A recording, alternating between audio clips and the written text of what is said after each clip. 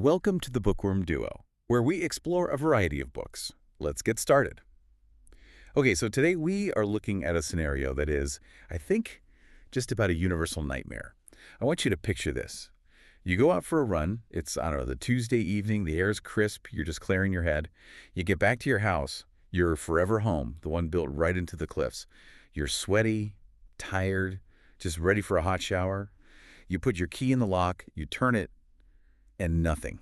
It doesn't budge. Which is annoying for sure, but, you probably just assume the lock is jammed or maybe you grabbed the wrong keys. Exactly. So you knock, and the door opens. But the person standing there, it's not your husband, it's a woman. And this is where the real nightmare kicks in. She's wearing your clothes, she's even wearing your signature perfume. And she just looks at you with this polite, confused smile, like you're trying to sell her something, and asks, "Can I help you?" That is the opening hook of My Husband's Wife by Alice Feeney. And it is so effective because it just bypasses the logical part of your brain. It goes straight for that primal fear of being erased. It's not just being locked out, it's being replaced. And it gets so much worse. Because your husband, Harrison Wolfe, the man you share a life with, he comes to the door, and you think, okay, thank God he'll sort this out. But he puts his arm around this stranger. He looks you dead in the eye, the real you, and he tells the police, "This is my wife. I've never seen this crazy woman before in my life." It's a terrifying premise, but what we're doing today isn't just, retelling a scary story. We really need to unpack how Alice Feeney builds this. This book is a masterclass in the unreliable narrator, but not in the usual way. See, usually the narrator is lying to you, the reader. Here, the characters are lying to each other, to themselves, and the whole narrative structure is kind of lying about when things are even happening. Right, because I went into this thinking it was a pretty standard gaslighting husband thriller. You know the type. He wants the insurance money, or he found a younger mistress, so he's trying to drive the wife insane. But about halfway through, I just realized I was reading the map completely upside down. You and everyone else who read it. To really get this book, we have to treat it like a crime scene. We need to look at three things: the architecture of the lie, what I'm calling the motivation of the mother, and finally, the invisible killer. Okay, let's start with that architecture of the lie. Because when I first read that opening, I was a little skeptical. I was thinking, okay, that's scary, but how does that actually work? You can't just erase a person. What about your neighbors? The local bakery, you can't just swap a wife out like a SIM card. That is exactly the right question to ask. And this is where the villainy becomes, almost impressive. This wasn't a spur-of-the-moment thing. It was a long con. The imposter, we later find out her name is Mary, she didn't just show up that night. She had been, being eaten in the village for weeks. So she was creating like a paper trail of her existence. Exactly. It's gaslighting weaponized by bureaucracy. Mary went to the bakery and chatted up the baker as Eden. She dropped by the police station to say hello. She established a baseline of reality. So when the real Eden shows up, screaming and frantic, she looks like the crazy one. The village had already accepted the fake as the truth. That's terrifyingly efficient. It's identity theft, but in the physical world, not just online. She basically preloaded the town's memories, so the truth was dead on arrival. And the husband, Harrison Wolfe, he plays his part perfectly. He's the concerned but exhausted spouse. Yeah.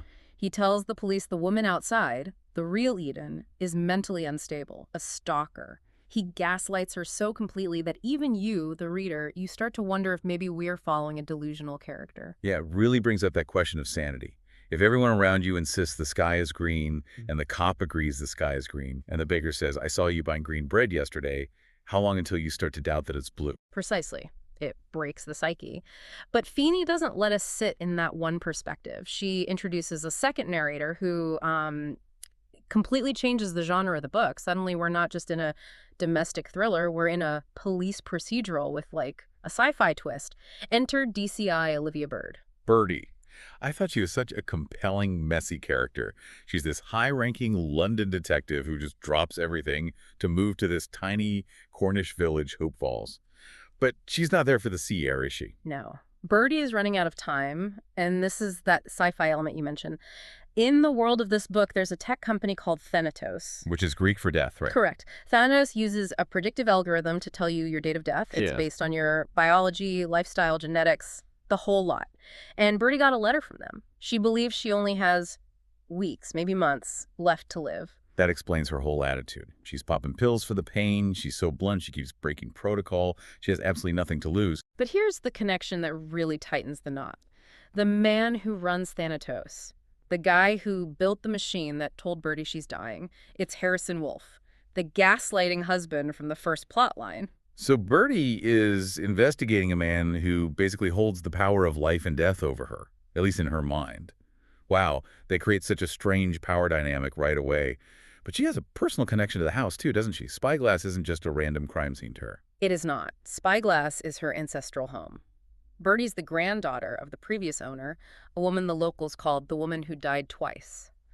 Birdy grew up hearing stories about that house. She feels this deep, almost supernatural claim to it. Okay, so you've got a dying detective, a lying husband, an imposter wife, and then just to stir the pot, you throw in Sergeant Luke Carter. Oh, you poor, compromised Sergeant Carter. He's the officer who believed the imposter at the door, but his judgment is, let's just say, clouded. Because he slept with his new boss. He slept with Birdy 6 months before.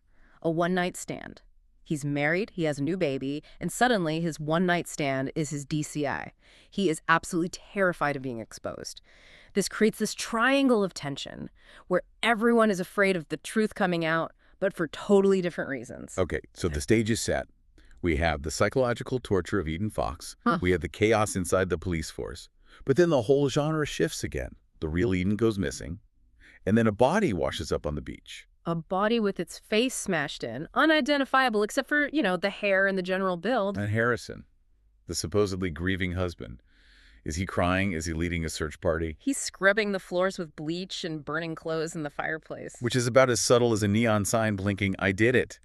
But honestly, that felt too easy. We're only halfway through this deep dive. If Harrison just killed his wife for the insurance or to be with someone new, why the elaborate imposter plot?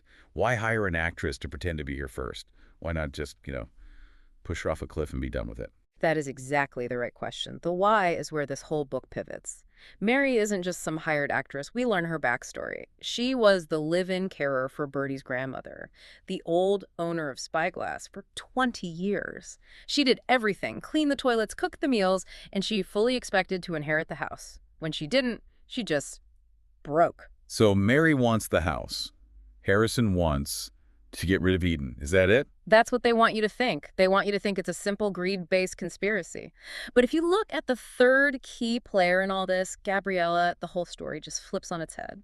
Gabriella is Harrison's daughter. She's 18, she lives in a care home, and she hasn't spoken a single word in 10 years. Not since a tragic accident involving a fall down the stairs. And when Birdy visits her at this care home, Gabriella finally breaks her silence. She just whispers, "Shewitz, not my mother." Now, when you first read that, you assume she's talking about the imposter, Mary. Or maybe you think she means Eden isn't her biological mom, but this is the little nugget that changes everything. We have to reconstruct the timeline. Okay, walk us through it. Because I admit, I had to reread this section twice to make sure I wasn't going crazy myself. Okay, so let's go back 10 years. Who was the couple living in London? It wasn't Harrison and Eden. It was Harrison and Birdy. Exactly. Birdy, our detective, was Harrison's first wife. They were the power couple. They had the daughter, Gabriella. Wait, so Birdy isn't just investigating some random case. She's investigating her ex-husband and her own daughter. And she kept that completely quiet. Yes. She's an unreliable narrator because she omitted her entire history with the suspects. And who was Eden? 10 years ago, Eden was the nanny. Oh, wow. Okay, so the woman we've been feeling sorry for this whole time, the victim, shivering in the cold, locked out of her own home, she was the other woman originally. She was the young, beautiful nanny who seduced Harrison, but it's much, much darker than just an affair.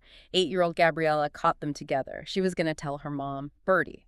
So Eden, the nanny, pushed the little girl down the stairs to silence her. That is good. That's pure evil. That's just villainy. And then she dragged the injured child outside into the driveway. It was raining. It was dark. When Birdy came home, Eden made it look like Birdy had hit her own child with the car. That's how she got rid of the wife. She gaslit Birdy into believing she was a monster who had run over her own daughter. Correct. Birdy, just crushed by guilt, believing she was unfit and dangerous, left the family. She abandoned them to protect them. And Harrison, maybe he figured it out later, or maybe he just moved on. He married the nanny, Eden. So the entire premise of the book, this whole conspiracy against Eden, it isn't a crime, It's a punishment. It is absolute revenge. The conspiracy isn't just Harrison and Mary. It's Harrison, Mary, and Birdy. They're the trio. That completely changes how you see the victim. Yeah. We spent the first half of this book feeling sorry for Eden. But actually, she's a child abuser who completely destroyed a family. And that whole gaslighting plot, stealing her identity, locking her out of the house, it was poetic justice. They were doing to Eden exactly what Eden did to Birdy 10 years ago. They stole her life, her name, her sanity. Birdy even says it, doesn't she? Something like, she stole my life from me, so I decided to steal hers. It raises this really uncomfortable moral question for you as the reader. Are you rooting for the gaslighters now? Because technically, they're the good guys avenging a child. It's satisfying in a really dark way. But here's the snag. The plan was psychological torture. Drive Eden away, make her miserable. But a body did wash up on that beach. Someone actually killed Eden Fox. And this is where the whodunit part comes in. Because the conspirators, Birdy, Harrison, Mary, they all claim they didn't finish the job. Birdy says she was waiting on the cliff to confront her, but Eden was already gone. So who killed her? Was it Harrison trying to tie up loose ends? Was it Birdy snapping in a fit of rage? No. And this is where Feeney just pulls the rug out from under you one last time. We have been so focused on these titans, the wealthy CEO, the brilliant detective, the scheming imposter, that we completely ignored the background noise. We ignored Jane. Jane, Sergeant Carter's wife. The woman described over and over as plain Jane. She makes lasagna. She looks after the baby. She's insecure. Birdy even pities her during a dinner party scene, thinking she's just dull and uninteresting. Why on earth would Jane kill Eden Fox? She doesn't know about the nanny or the stairs or any of the identity theft stuff. She's totally outside that loop. No, she doesn't know any of that. Her motive is tragically simple. Jane went to the police station earlier that day to surprise her husband. She looked through the window, and she saw a blonde woman, Eden, getting very close to Carter. And Carter did have a crush on Eden, right? He fantasized about her. And Jane saw that body language through the glass. She was terrified of losing her family. She felt plain, replaceable. So later that night, she's walking on the cliffs. She bumps into Eden, who is running away from her conspiracy nightmare. And Eden is rude to her, dismissive. And Jane just snaps. In a fit of jealous rage, she thinks, this woman is trying to take my husband. She pushes her off the cliff. That is the ultimate irony. You have this massive, complex, 10-year revenge plot orchestrated by geniuses. And the target gets killed by a totally unrelated housewife because of a simple misunderstanding. It completely deconstructs the thriller genre. Usually, every little piece is connected. Here, the death was just random. It was just another protective mother acting on instinct. Plain Jane was the deadliest person in the whole book. Because she was invisible. No one ever looked at her long enough to see the threat. She was just the sergeant's wife. So how does this all resolve? You've got a dead body, a trio of conspirators, and a murderer who has no idea she just solved their problem. It resolves with a very cynical kind of peace. Because the body was so battered, and Birdy is the DCI in charge, they managed to muddy the investigation. They let the death remain ambiguous enough to just close the case without pointing fingers at the trio. And everyone gets what they want. In a really twisted way, yes. Harrison sells his company, the Natos, for millions. He takes Mary, who he apparently developed feelings for during the whole charade, and his daughter Gabriella. They all move to Switzerland. So Mary finally gets to be the mother she always wanted to be. She does. And Birdy. Harrison buys the Smuggler's Inn, the pub that belonged to Carter's family, and he just gifts it to Carter. That's a bribe. That's, here's your family legacy back, now keep your mouth shut. And it works. Carter gets his pub, he stays with Jane, and Birdy gets Spyglass. She gets her ancestral home back. But wait, what about the death date? Is Birdy still dying? The whole urgency was because of that letter. And that's the final knife twist from Harrison. He admits the algorithm has bugs. It gets things wrong sometimes. He likely used it to manipulate Birdy into helping him, knowing she wouldn't do it if she thought she had a long life ahead of her. A year later, she's still alive. That is master-level manipulation. But the thing that chills me the most isn't Harrison or Birdy. It's the ending with Jane. Carter stays with her, having absolutely no idea he's married to a murderer. But Jane knows. The final monologue is from Jane's perspective. She's watching Birdy. She says she has no remorse. She sees herself as a mother and a wife first, and a human being second. She implies she would kill again in a heartbeat to protect her family. It just flips the script on what a villain is. What? We think of villains as these, cackling masterminds or psychopaths. But Jane is just a neighbor. A mom making dinner. It ties right back into that central theme. Strangers or friends you haven't met yet, or in this case, enemies you haven't identified. Every single character in this book wore a mask. Harrison wore the mask of the victim, Mary wore the mask of Eden, Birdy wore the mask of the stranger. But Jane's mask, the boring housewife, was the most effective of all because nobody ever thought to look behind it. And that motherhood theme, it's not painted as soft and nurturing at all here, is it? Not at all. It's feral. Birdy destroys a life to avenge her daughter. Eden tried to kill a child to keep her position. Jane killed a woman to protect her child's father. Feeney is showing maternal instinct as this violent, protective, almost animalistic force. It reminds me of like a nature documentary where the mother bear just mauls a hiker. Yeah. It's not really malice, it's just survival. Exactly. And the happy ending is built entirely on lies. Harrison is living with a fake wife. Birdy is living in a house of ghosts. Carter is sleeping next to a murderer. Which brings us back to that first line of the book you mentioned. Everybody lies and everybody dies. They just managed to delay the dying part by perfecting the lying part. That is bleak, but brilliant. It really forces you to look at the people in your own life, the quiet ones, the successful ones, and wonder what version of the truth they're presenting to you. We only ever see the final draft of people. We never see the edits or the crossed out lines or the chapters they ripped out and burned. Well, on that note, I'm going to go bake some cookies for my neighbors, just to be safe. Keep them happy. Probably a wise investment. This has been a dive into the very dark waters of My Husband's Wife, a story that reminds us that sometimes the most dangerous lies are the ones we tell ourselves. And that you should probably change your locks. Definitely change the locks. So here's a question for you to mull over tonight. If you discovered your entire life was based on a lie told by someone you trusted, like Birdy did, how far would you go for revenge? Would you burn it all down, or would you just walk away? It's a dangerous question to answer, honestly. Thanks for joining us. Subscribe for more bookish adventures and hit that like button if you enjoyed the ride.